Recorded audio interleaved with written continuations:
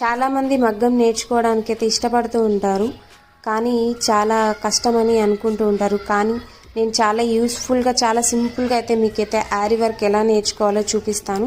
మనకైతే వీటికి కావాల్సింది ఒక ఫ్రేమ్, క్లాత్, ఆ మగ్గం సూది, ఇంకా థ్రెడ్ అనమాట. ఫస్ట్ మీరు బిగినర్స్ అయితే మాత్రం ఖచ్చితంగా నార్మల్ థ్రెడ్తోనే ఖచ్చితంగా ట్రై చేయండి. ఫస్ట్ మీరు నీడిల్కు ఆ దారం తెగకుండా ఉండడానికి ట్రై చేస్తే మాత్రం మగ్గం వర్క్ వేయడం చాలా ఈజీ అనమాట. ఫస్ట్ మనం థ్రెడ్కి అయితే ఒక నాట్ వేసుకున్న తర్వాత ఆ ఫ్రేమ్ కింద నుంచి మనం హ్యాండ్ పెట్టుకొని ఆ నీడిల్ని అలా పొడిచిన తర్వాత కింద థ్రెడ్ని అయితే తీసుకోవాల్సి ఉంటుంది.